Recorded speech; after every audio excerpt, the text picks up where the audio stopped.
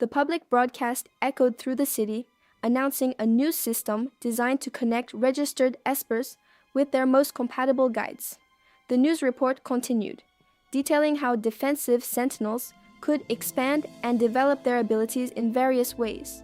Choi Tae-hoon, a guide, watched the huge screen at the National Center. He internally questioned the usefulness of that compatibility test if there were no real guarantees. The disbelief was evident in his subtle reaction to those institutional promises. The young man sighed, checking his cell phone. To him, the whole process seemed pointless without a defined compatibility rate. He decided to ignore the broadcast and continue his way through the busy streets. As he walked, the image of a celebrity on a billboard seemed to watch the city as a routine from above. His cell phone vibrated with a message asking his whereabouts. Tae-hoon promptly replied that he was in Gangnam to meet some friends. As he walked through the park, the explanation about espers and their superhuman powers still hung in the air like a silent warning. Suddenly, a deafening explosion shattered the peace of the environment, taking everyone by surprise. The shock paralyzed Tae-hoon for an instant. His heart raced violently in the face of imminent danger. Chaos immediately ensued. Warning shouts echoed, ordering everyone to run for their lives as the crowd panicked. Tae-hoon hesitated, watching the blue energy rising to the skies. He realized with horror that an esper had lost control and gone berserk. The glowing silhouette stood out, a pure manifestation of that special power that separated them from common humanity.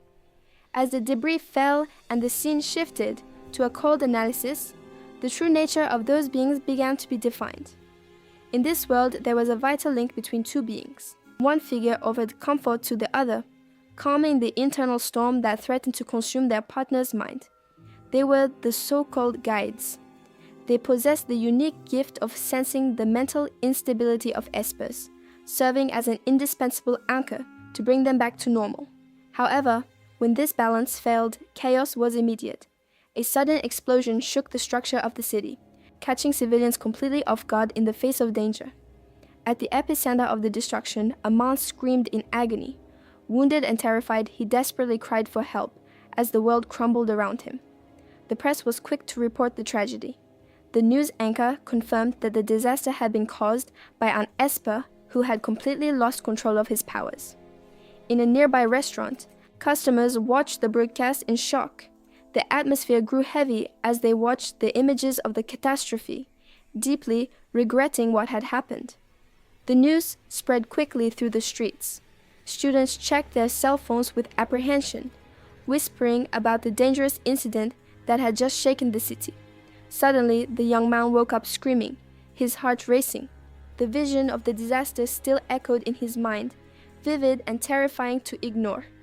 He found himself standing, but his legs trembled uncontrollably. As he tried to convince himself that it was just a nightmare, his body reacted physically to the residual fear. The memories of that overwhelming energy returned violently. He recalled the sensation of being consumed by an unstable power. Screaming as he lost control of himself, the mental images were brutal and bloody. He visualized lifeless bodies scattered on the asphalt, the terrible consequences of a force that found no containment.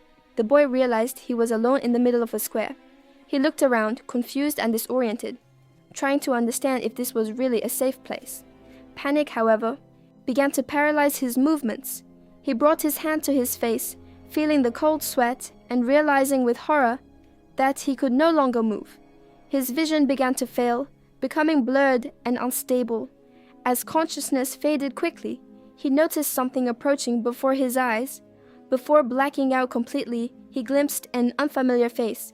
There was a man there, watching him with a subtle smile as he succumbed to exhaustion. The mysterious man wrapped his arms around the protagonist from behind, covering his eyes with a firm hand. It seemed like a deliberate attempt to isolate him from the chaos around him and take control. The sudden darkness, however, did not calm the young man's heart. He felt his pulse accelerate violently, reacting instinctively to that imposing and unknown presence. Gradually, the boy's physical resistance diminished. He seemed to yield to the touch, allowing that external influence to take over his senses momentarily. The stranger, in turn, kept his gaze fixed and penetrating. There was a calculating intensity in his expression as he attentively watched every reaction of his prey. While the scene of destruction seemed to spin around them, the stranger remained as the only point of stability, guiding the young man through the mental and physical disorder. The protagonist, trembling, brought his hand to his face to try to ward off the block. The confusion was overwhelming, and he struggled desperately to understand what was happening. A subtle and enigmatic smile curved the taller man's lips. He seemed satisfied with the other's vulnerability, drawing even closer in a predatory way. The stranger tilted his head, seeking refuge in the curve of the injured boy's neck. It was a gesture of forced intimacy, charged with a silent and dangerous tension. The physical contact became bolder, sending a visible shivers through the young man's body. The man pressed his face against his skin, as if seeking to absorb something vital. In that instant of deep connection, a clear image formed in the protagonist's mind. The present disappeared, giving way to a dark vision reflected in his gaze. Uadmal. The memory hit him hard, ruined buildings and the terrible sound of destruction. The past tragedy replayed in his mind with cruel details. Amidst the suffocating dust of that memory, survivors emerged coughing. The woman beside him seemed to notice something wrong, even before catching her breath. Shock immediately transfigured her face. Her eyes widened, fixed on a specific point, paralyzed by the horror of what she had just witnessed. Before them, the brutal reality revealed itself in the cold concrete. The outstretched and motionless body confirmed the identity of the victim of that fatal fall, sealing the despair of the moment. The vision of that old death brought an unbearable weight to the present. The young man's gaze wandered, haunted by the pain of a past that refused to stay buried. The young man lost his strength, collapsing against the stranger's chest. Threatening shadows seemed to dance around, as his consciousness faded amidst the mental confusion. The memory abruptly shifted to a scene of military tension. A tactical team advanced with weapons in hand, surrounding the perimeter with lethal precision. The mysterious man, in turn, firmly lifted the unconscious boy. He carried him in his arms, protecting him with his silent and unwavering possessiveness. The soldiers, however, seemed to hesitate at what they witnessed. Fear showed on their faces, revealing that the situation had completely escaped the authorities' control. The memory dragged the protagonist into the horror of the rubble. There, trapped between the concrete ruins, someone desperately begged for salvation before life was extinguished. Chaos reigned supreme, with shouts demanding that the survivors maintain their sanity. It was impossible, however, to ignore the desperation of those trying to rescue their loved ones from the destruction. The armed response was immediate and aggressive. A soldier readied his rifle, his finger trembling on the trigger, ready to eliminate any threat that emerged from that smoke. Back in the present, the young man's body weighed in his savior's arms. He remained inert, wounded, and completely surrendered to the protection of that enigmatic man. With extreme difficulty, he forced his eyes open. His vision was blurry and stained, but his mind struggled to focus on the reality around him. The stranger's face filled his field of vision. There was an indecipherable smile there, a calm expression that contrasted frighteningly with the violence of the moment. That face awakened an old and forgotten connection. He remembered a formal handshake, a silent pact, sealed long before that tragedy occurred. The protagonist realized, stunned, that this wasn't the first time. The sensation of being in those arms referred to a distant past, something he thought he had buried. His mind went back to his childhood at the age of 5. It was the crucial day when the medical results confirmed his special nature. Tae-hoon was a guide. His parents received the diagnosis with visible apprehension. The news that their son possessed such abilities brought an immense and immediate weight to the family. In the doctor's office, his fate was sealed before the specialists. That moment defined that his life would never be ordinary, placing him on the front lines of a dangerous world. Choi Tae-hoon stared at the holographic screen in front of him, completely stunned. The information displayed contradicted all his expectations for someone 28 years old. The The researcher, however, reacted in the opposite way. A smile of relief and satisfaction lit up her face at the data presented.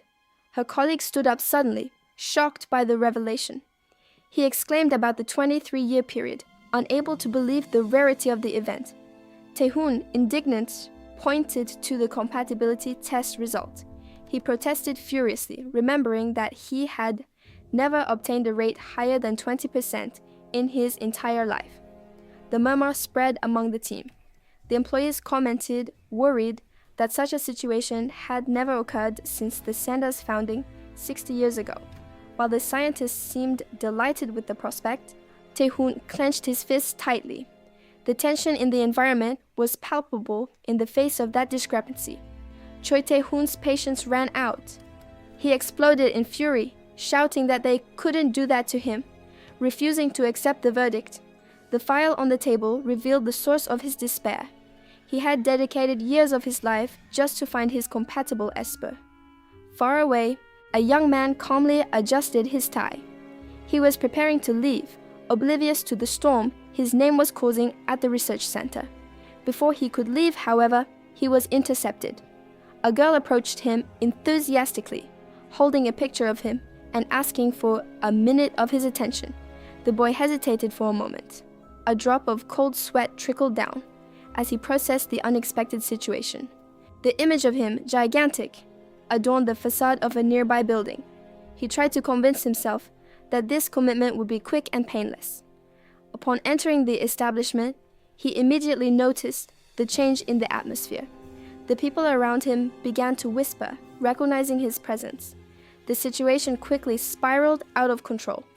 The young man tried to explain something, but the crowd of admirers began to surround him, blocking any escape route. He found himself completely cornered in the hallway. The pressure of the stairs and the approach of the people made the environment suffocating. Confirming that this was no joke, the young man remained still, feeling a drop of sweat run down his face. The tension of the moment seemed to have suddenly increased. Around, advertisements extolled Ji Kwan-young's talent. The actor was hailed as a perfect star, both in commercials and in his real acting. Footsteps approached. The rhythmic sound of shoes against the floor indicated that the line was moving, and the moment of the meeting was approaching. A fan stepped forward enthusiastically, declaring her admiration. The man in the black shirt, sitting at the table, received the usual attention of a celebrity. With a courteous smile, he thanked the admirer for her affection. His voice sounded calm and professional. However, upon hearing that timbre, the protagonist's heart raced violently. The physical reaction was immediate, like a shock of recognition. He tried to disguise his nervousness, responding automatically and awkwardly as the interaction continued. His hand instinctively tightened around his own tie. He needed to control the physical anxiety that threatened to overwhelm him right there. Mentally, he scolded himself. He tried to convince himself that there was no reason to be so agitated just because he was standing before a famous person. Finally, it was his turn. The young man approached the table where the actor waited, maintaining a rigid posture as the other rose slightly. He observed the man's face in front of him intensely, analyzing every feature with a penetrating gaze. The actor held his gaze, noticing the unusual tension in that fawn. The silence between the two seemed to vibrate with the sound of heartbeats. Breaking the moment, the protagonist confirmed the star's identity hesitantly. The man nodded, maintaining professional politeness, but attentive. The young man lowered his eyes, visibly uncomfortable. He began to make his request with a trembling voice, struggling to pronounce the words. He requested that the autograph be dedicated to Choi Ji-hyun. Upon hearing the name, the actor's hand stopped immediately on the paper. The young man felt his throat dry, swallowing hard as he tried to understand why his body was reacting with such nervousness to that proximity. Ji Kwan-young, maintaining a professional demeanor, returned the signed paper and thanked him politely, signaling the end of that tense interaction. The protagonist reached out to retrieve the autograph, his fingers about to touch the object that now carried that specific name. In the instant of contact, a vivid image flooded his mind. the memory of an intimate and painfully familiar embrace with the man in front of him. He visualized hands desperately reaching for each other, questioning internally if that longing for connection was what he should be feeling. The shock of that vision hit the boy physically, a sharp stab that left him stunned and sweating cold. The sensation of the handshake became too intense in reality, as if the physical touch was transmitting an unbearable emotional charge. Unable to handle the intensity of the moment, he abruptly withdrew his hand, breaking physical contact with the actor.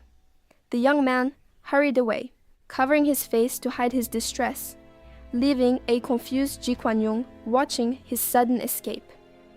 The actor remained standing in place, bringing his hand to his chest as his gaze turned to his own fingers with curiosity. He stared at the open palm of his hand, seeming to analyze the trace of warmth left by the touch, and intrigued by the strangeness of the encounter. Later, the sound of running water filled the room, while the hot steam from the shower tried to dissipate the accumulated tension. The protagonist rested his hand on his head, exhausted, allowing himself a moment of physical relief after the emotional whirlwind of the event. However, the doubt persisted. He looked down, unable to name or comprehend the overwhelming nature of the feeling that had invaded him. Suddenly, a realization shocked his senses, and his eyes widened as if a hidden truth was emerging to the surface. Ji Kwan-yong remained still under the water, turning slowly. Something about the recent encounter seemed to have unexpectedly awakened his attention. On his back, a complex mark stood out on the wet skin. That symbol seemed to carry a hidden meaning, perhaps even a specific name. His gaze was lost in deep thought. The intensity of the previous moment still reverberated, leaving him intrigued by what he had just witnessed. Elsewhere, trembling fingers touched the cold, damp surface of a mirror. The steam from the bath obscured the reflection, creating a barrier between the young man and his own image. Choi Tae-hoon wrote his own name on the fogged glass. He stared at the letters and his distorted reflection, trying to process the confusion that was taking over his mind. Suddenly, a memory invaded his thoughts with the force of a physical blow. His heart raced, reliving the tension of the moment when he handed over his ID. Tae-hoon's face burned, covered in an intense blush and cold sweat. He felt an overwhelming wave of heat, struggling to maintain his composure in the face of that physiological reaction. The sound of his accelerated pulse echoed like a drum. The memory of the eye contact and the handing over of the badge seemed to have triggered something deep within his body. He brushed the wet hair from his forehead, letting out a heavy sigh. A sudden and ironic understanding illuminated his expression. The pieces finally fit together. The image of the ID badge persisted in his mind. That simple object had been the key, the detail that exposed his identity to the wrong person. In the darkness of his consciousness, the presence of Ji Kwan-yong emerged dominantly. Tae-hoon realized, with a mixture of fear and certainty, that he had been found and recognized. The sheet of paper with the autograph seemed to burn in his hand. What should have been just a found souvenir became proof of a miscalculation. Back in the living room, his friends surrounded him, shouting excitedly about the event. Tae-hoon, stunned and dizzy, could barely hear her questions as he tried to steady himself. He ignored the others' curiosity and walked straight to his room. A shiver ran down his spine, contrasting violently with the feverish heat he still felt. Completely drained, the young man collapsed into the chair. Physical and mental exhaustion overcame him, leaving him without the strength to deal with the consequences of that day. As Kismail Tae-hoon sat on the bed, his body heavy. However, a sudden suspicion invaded his mind, preventing him from fully relaxing. Elsewhere, Ji Kwan-yong touched his own neck, letting out a deep sigh. The physical sensation of that encounter still reverberated within him. He tried to rationalize the heat he had felt. The elevated temperature seemed to have radiated from his shoulder, traveling down his spine. The memory of the handshake returned clearly. That brief physical contact had triggered a chain reaction inside his body. Kwan-yong's hand clenched tightly on the sheet. He needed to confirm if the sensation had left any visible trace. The man slowly took off his shirt. With his chest bare, he searched in the reflection for any alteration that justified that persistent burning. Turning to the mirror, the answer revealed itself. An extensive, reddish mark covered his back, something that definitely wasn't there before.